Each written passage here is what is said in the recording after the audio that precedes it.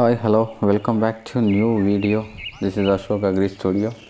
So ಇವತ್ತು ನಾವೊಂದು ಸಮಗ್ರ ಬೇಸಾಯದ ಒಂದು ಪದ್ಧತಿಯನ್ನು ನೋಡಿಕೊಟ್ಟಿದ್ದೀವಿ. ಸೊ ಇವ್ರ ಹೆಸರು ಬಂದ್ಬಿಟ್ಟು ಶಿವಾನಂದ್ ಅಂತ, ಪಾವಗಡ ತಾಲೂಕಿವ್ರದ್ದು, ನಮ್ಮ ಒಂದು ಸ್ವಂತ ಗ್ರಾಮದವರು. ಇವರು ಸಮಗ್ರ ಬೇಸಾಯ ಪದ್ಧತಿ ಯಾವ ರೀತಿ ಇದೆ ಅನ್ನೋದನ್ನು ಈ ತೋಟದಲ್ಲಿ ನಾನು ತೋರಿಸೋದಕ್ಕೆ ಇಷ್ಟಪಡ್ತೀನಿ. ಸೊ ಒಟ್ಟಾರೆ ಇದು ಸಾವಯವ ತೋಟ ಆಗಿದ್ದು ಪ್ರತಿಯೊಂದು ಸಹ ಸಾವಯವದಿಂದ ಕೂಡಿದೆ. ಇದರಲ್ಲಿ ಹಲವಾರು ರೀತಿಯ ಬೆಳೆಗಳನ್ನು ಸಹ ಇವರು ಬೆಳೆದು ತೋರಿಸಿದ್ದಾರೆ. ಸೊ ನೋಡೋಣ ಯಾವ ಇದಾವೆ ಅಂತ ಹೇಳ್ಬಿಟ್ಟು ಒಂದು ತೋಟದ ಜಲಕ್ ನೋಡಿ. ತೋಟದಲ್ಲಿ ಸುಮಾರು ಹಲವಾರು ವಿಧದ ಆದಾಯವನ್ನು ಪಡಿಬೇಕಂತ ಹೇಳ್ಬಿಟ್ಟು ಅಂದರೆ ಕಂಟಿನ್ಯೂಯಸ್ಸು ಇನ್ಕಮನ್ನು ಪಡೆಯೋ ಪರ್ಪಸ್ಸಿಂದ ಇವರು ಈ ತೋಟ ಮಾಡಿದ್ದಾರೆ. ಇದು 1 ಎಕರೆಯ ಫ್ಲಾಟ್ ಆಗಿದೆ. ಸೊ ಇದರಲ್ಲಿ ಮೊದಲನೇದಾಗಿ ಪಪ್ಪಾಯ ಇದೆ.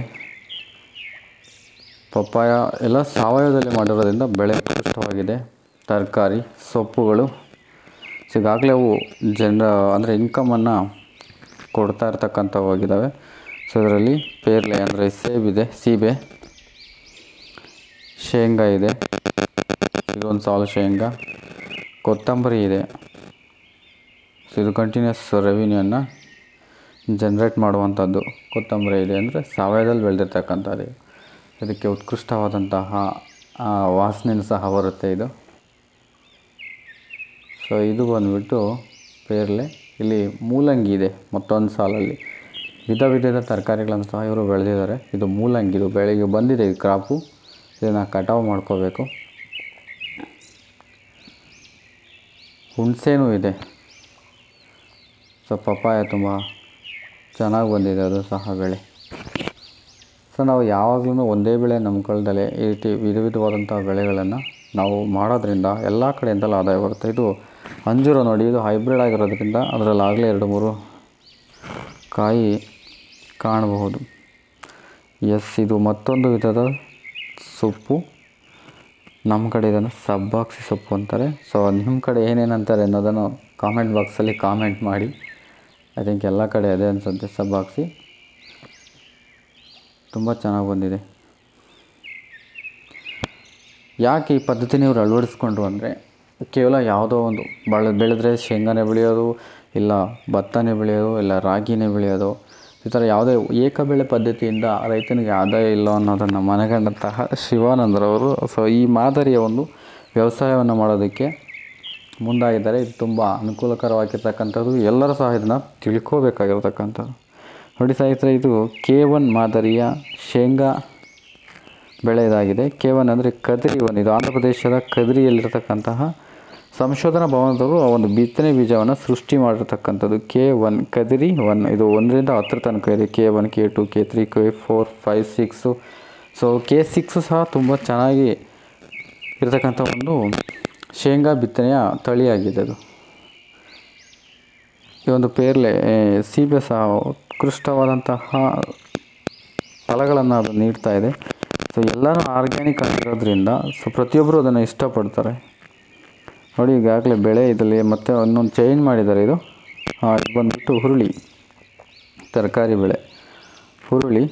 ಸೊ ಇದು ಸಹ ಫಲ ನೀಡ್ತಾ ಇದೆ. ತುಂಬ ನೋಡಿ, ಇಲ್ಲೆರಡು ರೋಗ ಬಾಧೆಗೆ ತುತ್ತಾಗಿರ್ತಕ್ಕಂಥವು. ಇವರು ಎಲ್ಲವನ್ನೂ ಸಹ ಆರ್ಗ್ಯಾನಿಕಲ್ಲಿ, ಯಾವುದೇ ಫೆಸ್ಟಿಸೈಡ್ಸ್ ತಂದಿಲ್ಲಿ, ಕೆಮಿಕಲ್ ಫೆಸ್ಟಿಸೈಡ್ ತಂದಿಲ್ಲಿ ಸ್ಪ್ರೇ ಮಾಡಲ್ಲ. ಗೋವಿನ ಗಂಜಳ ಆಗ್ಬೋದು, ಬೇರೆ ಇದರಲ್ಲಿ ಪ್ರತಿಯೊಂದು ಕೀಟನಾಶಕವನ್ನು ಅವರೇ ಸ್ವತಃ ತಯಾರು ಮಾಡ್ಕೊಂಡು ಬೆಳೆಸ್ತಾರೆ. ಟೊಮೊಟೊ ನೋಡಿ, ಅದರ ಒಂದು ಫಲವತ್ತತೆಯನ್ನು ತುಂಬ ಚೆನ್ನಾಗಿದೆ. ಅದರ ಒಂದು ಹೀಲ್ಡನ್ನು ನೋಡಿದ್ರೆ ಸೊ ಅದು ಆರ್ಗ್ಯಾನಿಕ್ ಅಂತ ಹೇಳ್ಬೋದು. ಕೆಮಿಕಲ್ ಬಳಸಿ ನಾವು ಮಾಡಿದ್ರೆ ಯಾವುದೇ ಈ ರೀತಿಯಾಗಿ ನಾವು ಪಡೆಯೋದಕ್ಕೆ ಸಾಧ್ಯವಿಲ್ಲ. ಕೆಲವೊಂದು ಅಂಜೂರ ಇದೆ. ಇವುಗಳ ಮಧ್ಯೆ ಈ ರೀತಿಯಾಗಿ ಅವರು ಬೆಳೀತಾ ಹೋಗ್ತಾರೆ.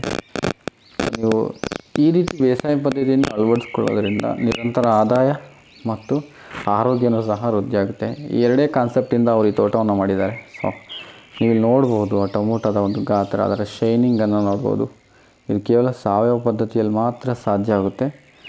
ಯಾವುದೇ ರೀತಿ ಕೆಮಿಕಲ್ ಬಳಸಿ ಮಾಡಿರ್ತಕ್ಕಂಥ ಒಂದು ತೋಟದಲ್ಲಿ ಆ ರೀತಿ ಶೈನಿಂಗ್ ಮತ್ತು ಅದರ ಒಂದು ಗಾತ್ರವನ್ನು ನಾವು ನೋಡೋದಕ್ಕೆ ಸಾಧ್ಯವಿಲ್ಲ. ಸೊ ನೋಡಿ, ಅದರ ಒಂದು ಶೈನಿಂಗ್ ನೋಡಿ. ಅದರ ಗಾತ್ರ ಮತ್ತು ಶೈನಿಂಗ್ ತುಂಬ ಚೆನ್ನಾಗಿದೆ. ಸೊ ಇದು ಇತ್ತೀಚೆಗೆ ನಾಟಿ ಮಾಡಿರ್ತಕ್ಕಂಥ ಕೊತ್ತಂಬರಿ ಆಗಿದೆ. ಧನಿಯಾ ಸೊಪ್ಪು, ಕೊತ್ತಂಬರಿ ಸೊಪ್ಪು ಕಂಟಿನ್ಯೂಸ್ಲಿ ರೆವಿನ್ಯೂ ಜನ್ರೇಟ್ ಮಾಡ್ತಕ್ಕಂತಹ ಬೆಳೆಗಳಲ್ಲಿ ಸೊ ಇದು ಸಹ ಒಂದು. ಸೊ ಪ್ರತಿನಿತ್ಯ ನಾವು ದಿನನಿತ್ಯ ಬಳಕೆಗೆ ಅದು ಬೇಕೇ ಬೇಕದು. ಸೊ ಅದರಿಂದ ಅದು ಡಿಮ್ಯಾಂಡ್ ಇರ್ತಕ್ಕಂಥದ್ದು. ಸ್ನೇಹಿತರೆ, ನಾವು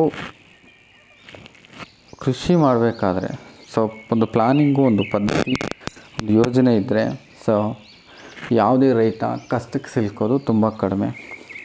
ಇದು ಬಳ್ಳಿ ತರಕಾರಿ ಹೀರೆಕಾಯಿ. ಅದು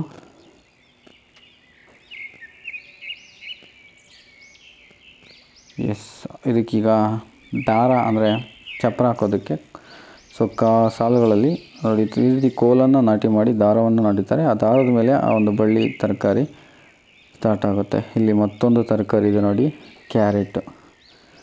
ಸೊ ಇದು ತುಂಬ ಉದ್ದ ಬಂದಿರತಕ್ಕಂಥ ಕ್ಯಾರೆಟ್. ಇದು ಕೇವಲ 1 ತಿಂಗಳು ಅಂದರೆ 25 ದಿವಸ ಆಗಿರತಕ್ಕಂಥದ್ದು ಕೇವಲ ಇದು ಕ್ಯಾರೆಟು. ನೀವು ಯಾರಾದರೂ ಈ ಒಂದು ವಿಧಾನವನ್ನು ಮತ್ತು ಒಂದು ಪ್ಲ್ಯಾನಿಂಗು ಅಥವಾ ತರಕಾರಿಗಾಗ್ಬೋದು, ಹಣ್ಣುಗಳಿಗಾಗ್ಬೋದು ನೀವು ಸಂಪರ್ಕಿಸಬೇಕಾದ್ರೆ ನಾನು ಡಿಸ್ಕ್ರಿಪ್ಷನಲ್ಲಿ ಇವರೊಂದು ಕಾಂಟ್ಯಾಕ್ಟ್ ನಂಬರ್ ಕೊಡ್ತೀನಿ. ಈ ಒಂದು ವಿಧಾನವನ್ನು ನೀವು ಅಳವಡಿಸ್ಕೊಳ್ಳೋದಾದರೆ ಆ ಒಂದು ಇದಕ್ಕೆ ಕರೆ ಮಾಡಿ ಸೊ ಅವ್ರ ಬಗ್ಗೆ ಸಂಪೂರ್ಣ ಮಾಹಿತಿಯನ್ನು ನೀವು ಪಡ್ಕೋಬೋದು. ನೋಡಿ ಇಲ್ಲಿ ಮೆಣಸು ಇದೆ, ಹಸಿಮೆಣಸು. ಅದರ ಒಂದು ಗಾತ್ರ ನೋಡಿ, ಆ ಒಂದು ಗುಣಮಟ್ಟ ನೋಡಿ, ಅದರ ಕಾಯಿ, ಆ ಒಂದು ಮೆಣಸಿನಕಾಯಿನ ಗುಣಮಟ್ಟ. ಇಲ್ಲಿ ಮತ್ತೊಂದು ಸಾಲಿದೆ ನೋಡಿ ಸ್ನೇಹಿತರೆ. ನಾನು ಅದನ್ನು ಕಿತ್ತು ನೋಡಿದೆ. ಸೊ ಅದರ ಕೇವಲ 25 ದಿನದಲ್ಲಿ ಅದರ ಬೆಳವಣಿಗೆಯನ್ನು ನೀವು ಗಮನಿಸಿ ಯಾವ ರೀತಿ ಇದೆ ಅನ್ನೋದನ್ನು. ತುಂಬ ಚೆನ್ನಾಗಿರ್ತಕ್ಕಂಥ ಒಂದು ಬೆಳೆಯನ್ನು ಸಾವಯವದಲ್ಲಿ ಬೆಳೀತಾ ಇದ್ದಾರೆ. ಸಂತೋಷ ಆಗುತ್ತೆ ಈ ಒಂದು ಬೆಳೆಯನ್ನು, ಈ ಒಂದು ಪದ್ಧತಿಯನ್ನು ನೋಡ್ತಾ ಇದ್ದಾರೆ. ಸೊ ನನ್ನ ಹೆಚ್ಚಿನ ವಿಡಿಯೋಗಳು ಅನ್ಸಬ್ಸ್ಕ್ರೈಬರ್ಸೇ ನೋಡ್ತಿದ್ದಾರೆ.